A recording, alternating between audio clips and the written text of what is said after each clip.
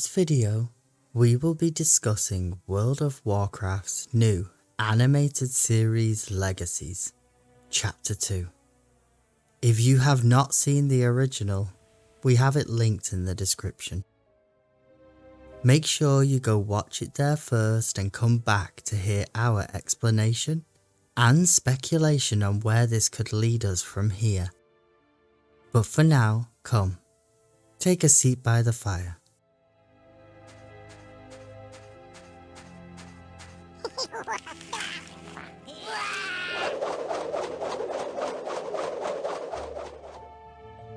The introduction follows much as the one before.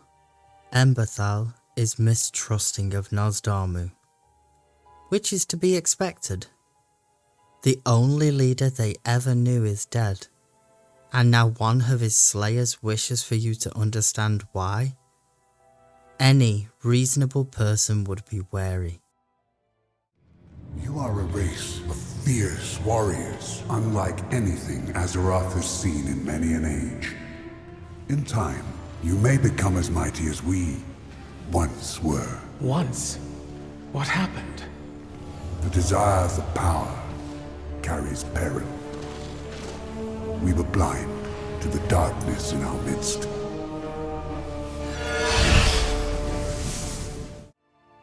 We are then shown how blind the other aspects were to Neltharion as he turned to the darkness. We are shown tendrils sweeping closer toward him, representing the corrupting influence, but they do not say from who. We know that it was the old gods who corrupted Neltharion, but I do find it interesting they did not mention one of them by name. Neltharion, my general. Indeed, we all had our roles to play. Guided by Alexstrasza, our conscience, our heart, we all became as close as clutchmates, or so it seemed. For we could not hear the whispers of corruption that tempted one of our own.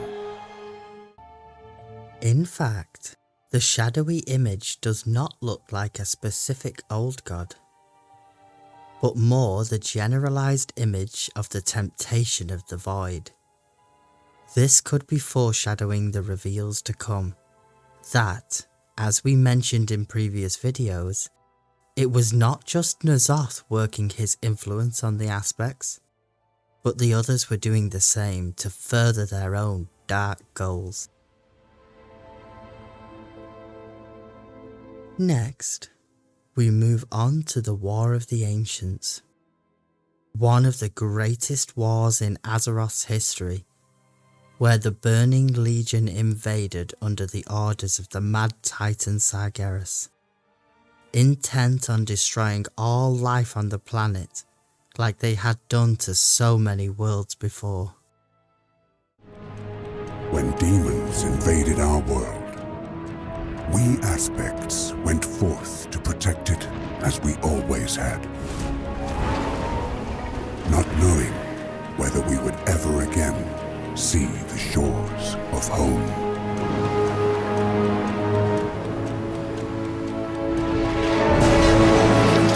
Our brother Neltharion led our defense against the invaders. But for the first time, we found our strength inadequate, and we grew desperate. So when Neltharion assured us that with our help he could forge a weapon to win the war, we placed our trust in him. And we renewed our battle against the demons, only to have Neltharion, who now took the name Deathwing, turn on his own kind.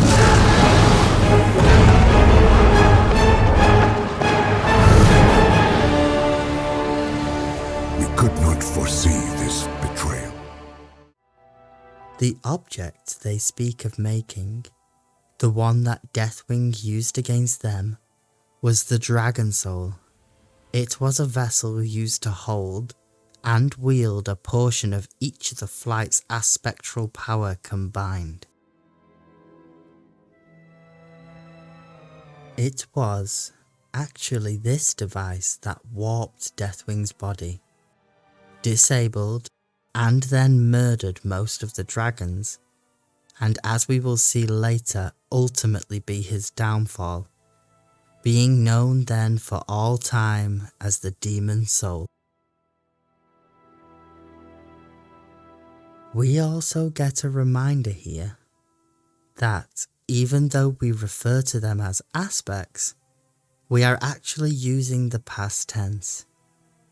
They traded their titanic gift to stop Deathwing, and while we have conflicting descriptions of how powerful they were at their height, we should assume it was mighty, as only the Burning Legion ever really tested them.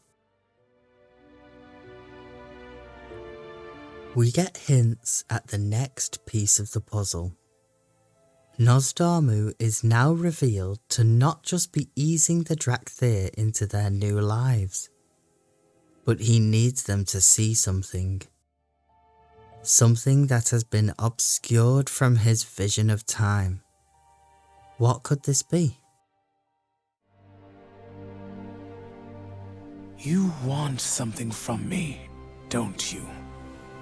It is my gift and my burden to travel the pathways of time.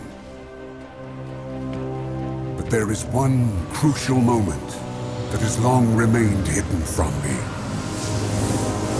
And only you can lead me there.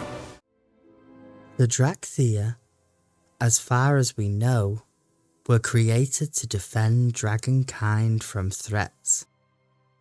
Specifically, we know they were used in the war against the Incarnates. But still, they know something that Nozdormu needs. We, here at the campfire, believe that Nozdormu seeks the knowledge of why they were placed into stasis. Just as a reminder, the Incarnates were other proto-dragons who refused to bow to the Titans, and started a war for their independence. During this time they turned to the elements once more, as a way to empower themselves against the arcane magical threat. It would be a war they would ultimately lose. As to why Neltharion asked Malygos to place them into stasis in the first place has been a question on many people's minds. From what we know so far, it is said that long ago, during their battles against the primal Incarnates, they engaged into conflict against Razagath. A huge battle took place, and then the Dracthyr were placed into stasis. Why suddenly bench your greatest weapons? We believe that the stasis spell was never meant for the Dracthyr, but Razagath. That the spell that was woven caught them in the crossfire. Nozdormu now seeks the knowledge of that very spell to once again imprison the Incarnates. What does everyone else think? The last point that we have to mention here is that Nozdormu appears to be telling lies. During the creation of the dragon soul we saw earlier, he says that Neltharion came to them with a plan. And they all trusted it because they were desperate. However, Nozdormu was not there at all. In fact, he was missing and nowhere to be found. It was his mate, Soridormi, that accepted the plan and retrieved some of the aspectral power that was stored away. It is possible the writers did not want to include this, so to not confuse the story in the animation, But how easy would it have been for them to alter the wording to they instead of we? Oops, looks like we're wearing the tinfoil hat again. But we've been chatting about this on the Discord, and you're always welcome to join. Feel free to come back anytime.